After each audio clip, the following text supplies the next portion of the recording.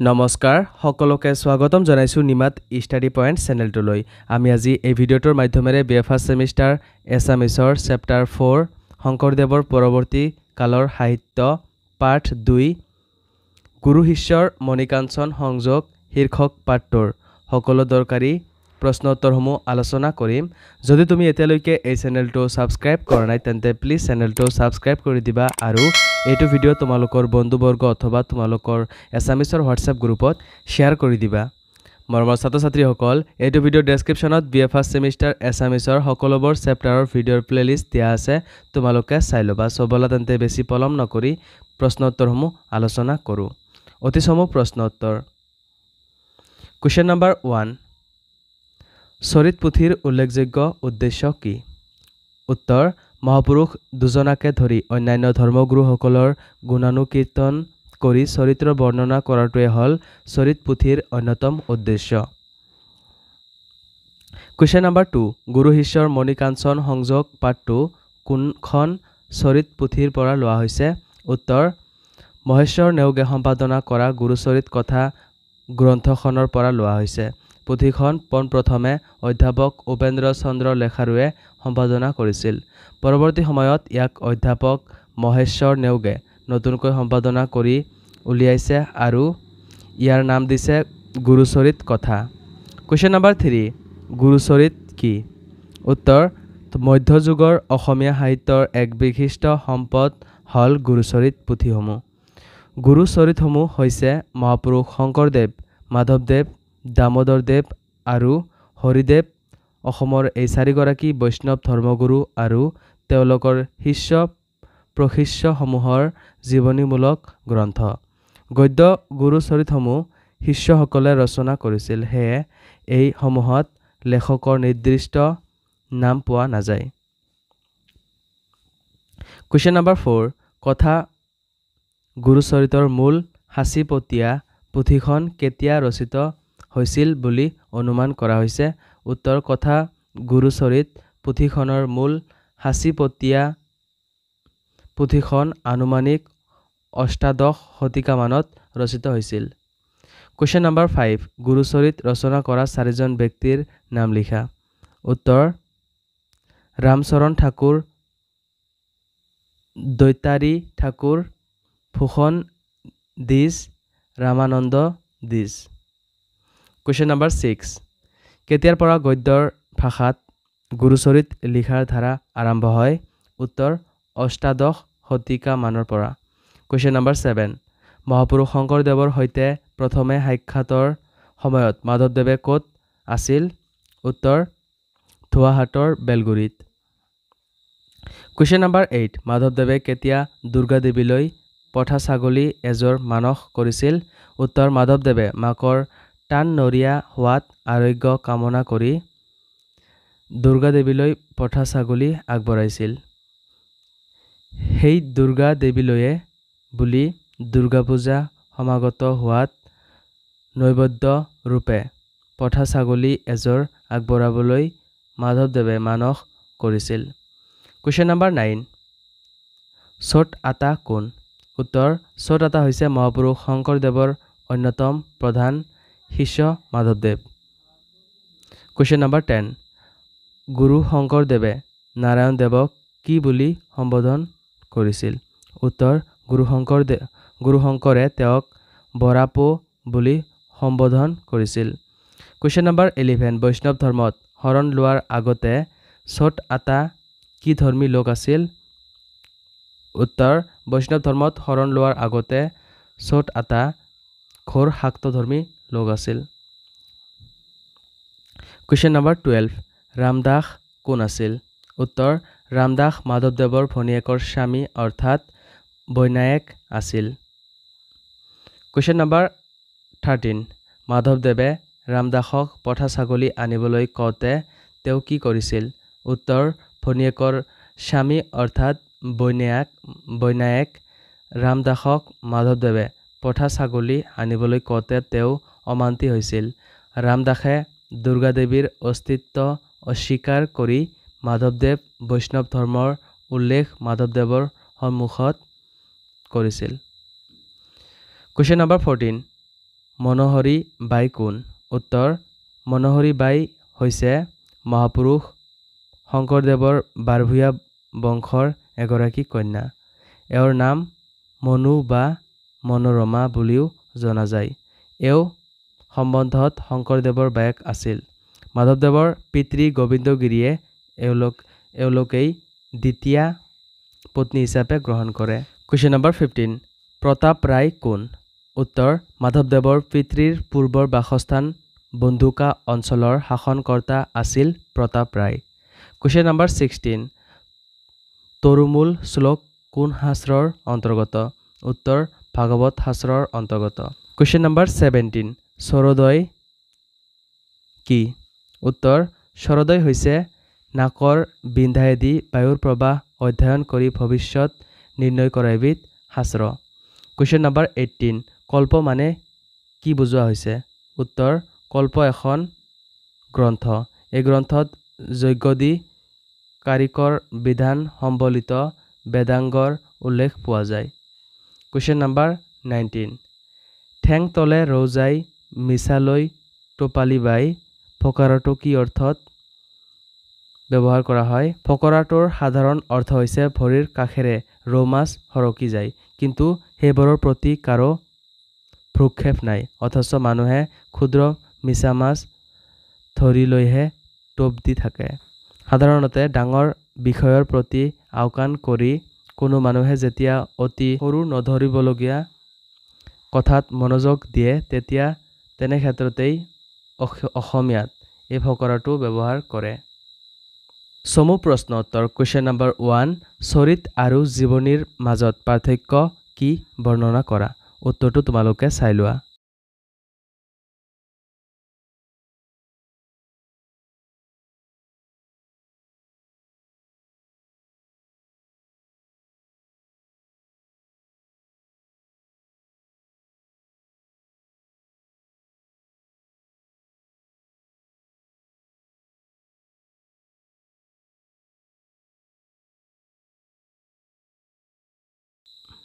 Question number 2, তৰুমূল শ্লোক কি?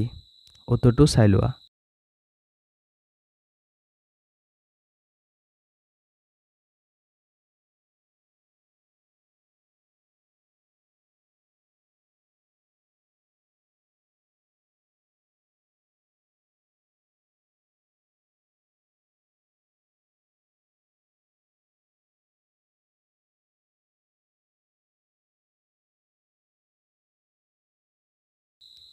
Question number 3, গুৰু শিষ্যৰ মণিকাঞ্চন সংযোগ পাঠটোৰ বিষয়বস্তু সংক্ষেপে বৰ্ণনা কৰা। উত্তৰটো চাই লোৱা।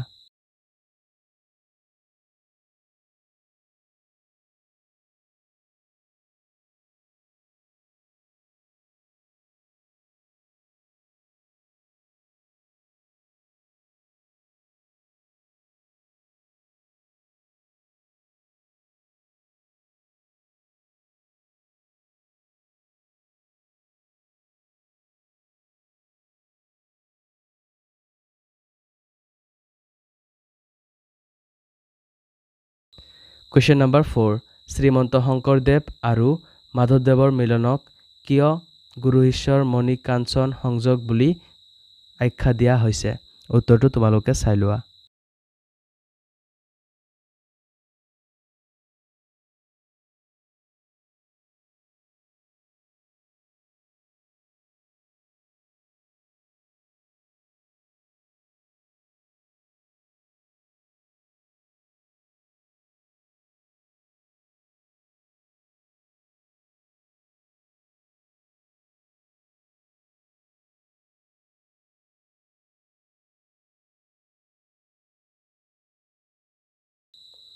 কুৱেশ্যন নম্বৰ 5, ৰামদাসৰ সৈতে মাধৱদেৱে শংকৰদেৱৰ ওচৰলৈ গৈ কিদৰে তৰ্ক যুদ্ধত লিপ্ত হৈছিল? উত্তৰটো চাই লোৱা।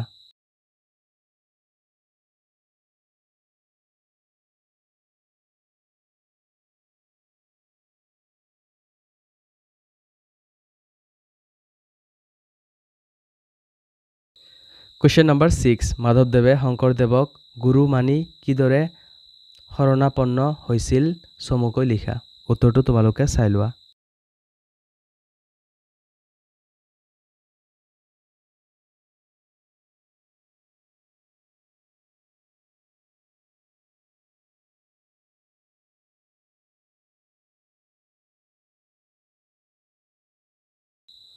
Question number 7. গুৰুগৃহত ভজন কৰাৰ আগেয়ে মাধৱদেৱে গুৰু পত্নীক কি কৈছিল? উত্তৰটো তোমালোকে চাই লোৱা।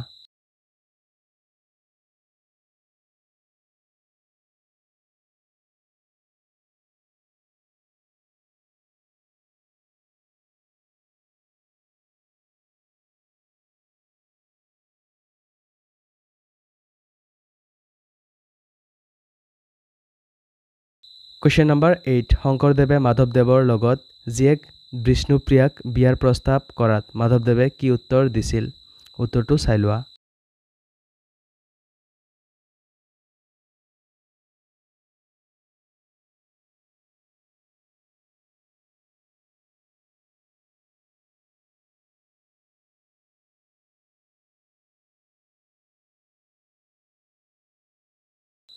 Question number 9. মই নকওঁ নপতিবা নিৰ্গুণ গুণ দিব খোজা কোনে কাক উদ্দেশ্য কৰি এই কথা কৈছে? উত্তৰটো চাই লোৱা।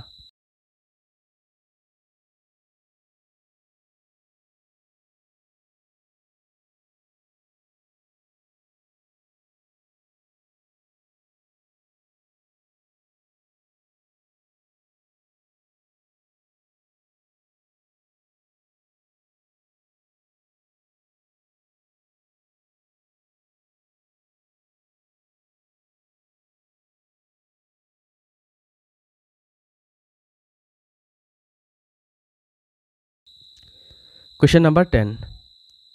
এ বাপ মত পৰে নৰাধম পশু নাপালো বিচাৰি এই কথাষাৰ কোনে কাক কেতিয়া কৈছিল বুজাই লিখা। উত্তৰটো তোমালোকে চাই লোৱা।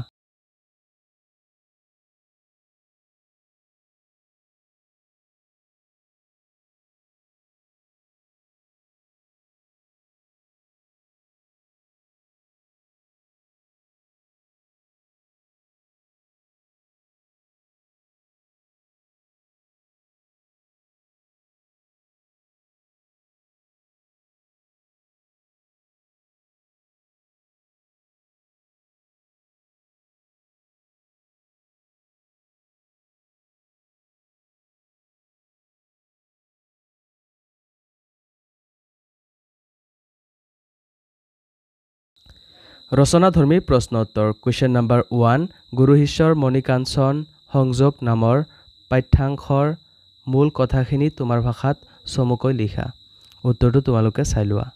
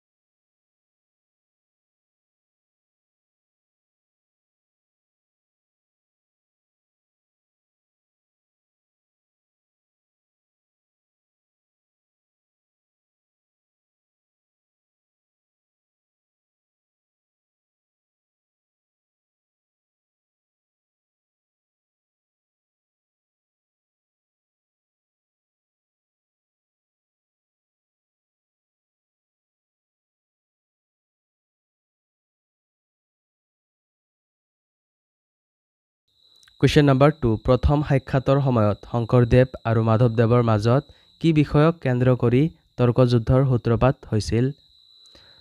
গুৰু শিষ্যৰ মণিকাঞ্চন সংযোগ পাঠটিৰ আধাৰত লিখা।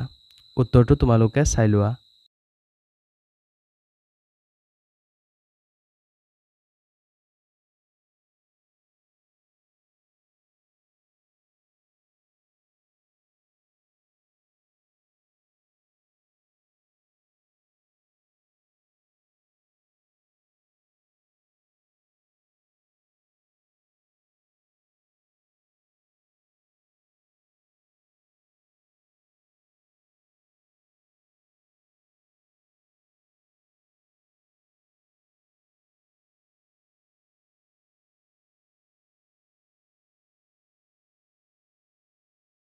কুৱেশ্যন নম্বৰ 3 আগে যি কৰিলোঁ বাৰভূঞা বিষয় মানি এতিয়া যি কৰিছোঁ অভয় পাদপংকজত জীৱ বিক্ৰয় কৰি গুৰু মানি কথাষাৰৰ বক্তা কোন তেওঁ কি কৰাৰ কথা কৈছে ইয়াৰ পিছৰ বক্তাজনৰ চৰিত্ৰৰ কেনে পৰিৱৰ্তন হল পাঠটিৰ আধাৰত বুজাই লিখা উত্তৰটো চাই লোৱা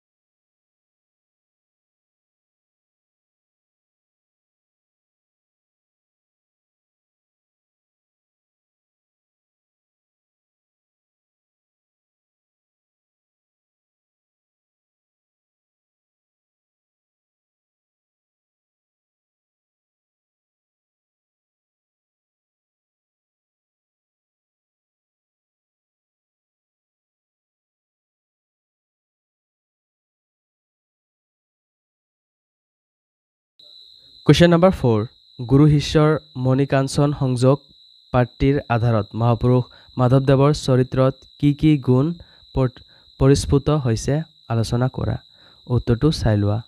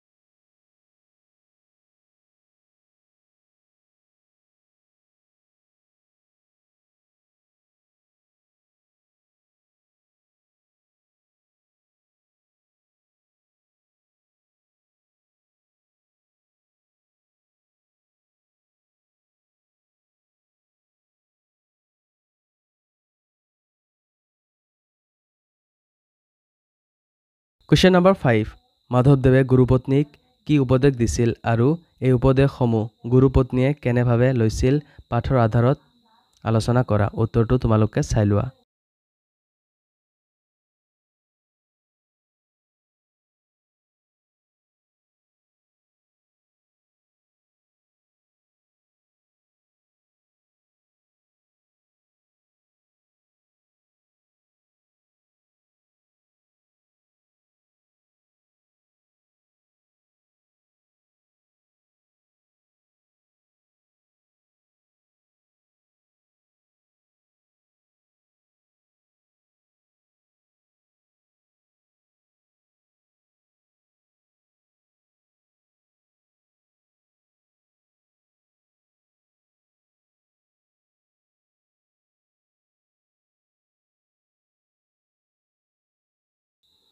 Question number 6 গড় বান্ধি যুঁজিলে হাসপ্ৰাণৰ সংশয় নাই বিনা গড়ে যুঁজিলে ভয় এই কথাষাৰ কোনে কাক কি প্ৰসংগত কৈছিল যিজনক কোৱা হৈছিল তেওঁ উত্তৰ কি ক'লে তোৰ ব্যক্তিত্বৰ সম্বন্ধে এটি আলোচনা আগবঢ়োৱা উত্তৰটো তোমালোকে চাই লোৱা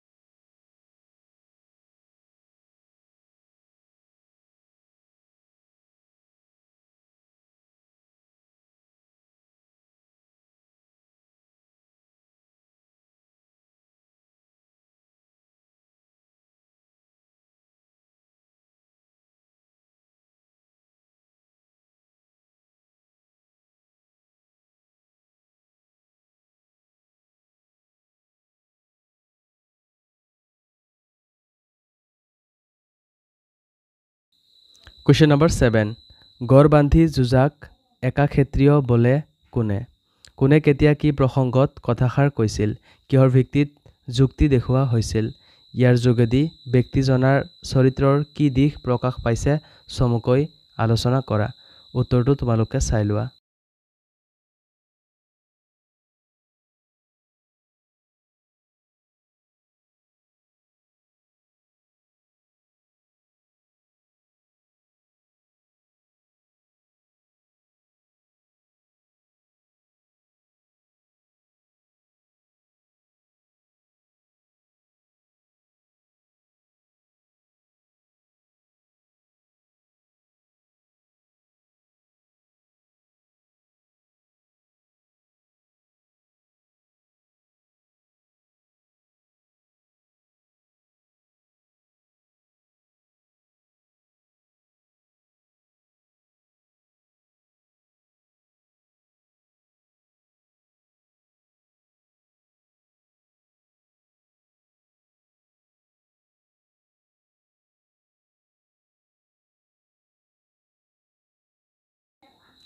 Question number 8 ঘৰতে পৰম ব্ৰহ্ম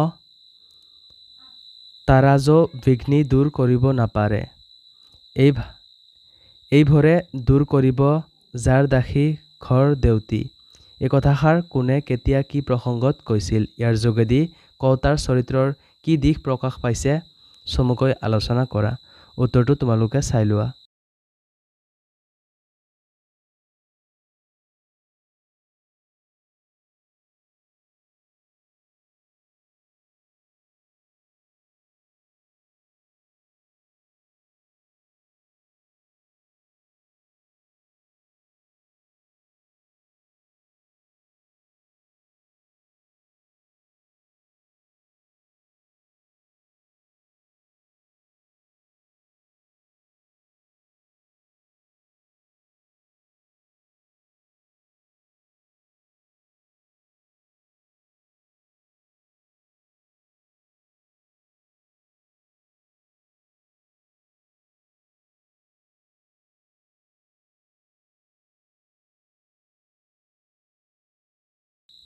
মৰমৰ ছাত্ৰ-ছাত্ৰীসকল আজিলৈ এইখিনিয়ে আশা কৰোঁ এই ভিডিঅ'টো তোমালোকক সহায় কৰিছে যদি ভিডিঅ'টো ভাল লাগিছে তেন্তে এইটো ভিডিঅ' তোমালোকৰ বন্ধুবৰ্গ অথবা তোমালোকৰ এছামিছৰ হোৱাটছআপ গ্ৰুপত শ্বেয়াৰ কৰি দিবা চেনেলটো যদি এতিয়ালৈকে ছাবস্ক্ৰাইব কৰা নাই তেন্তে প্লিজ চেনেলটো ছাবস্ক্ৰাইব কৰি দিবা আৰু এইটো ভিডিঅ'ত ডেছক্ৰিপশ্যনত BA ফাৰ্ষ্ট ছেমিষ্টাৰ এছামিছৰ সকলোবোৰ চেপ্টাৰৰ ভিডিঅ'ৰ প্লেলিষ্ট দিয়া আছে তোমালোকে চাই ল'বা ধন্যবাদ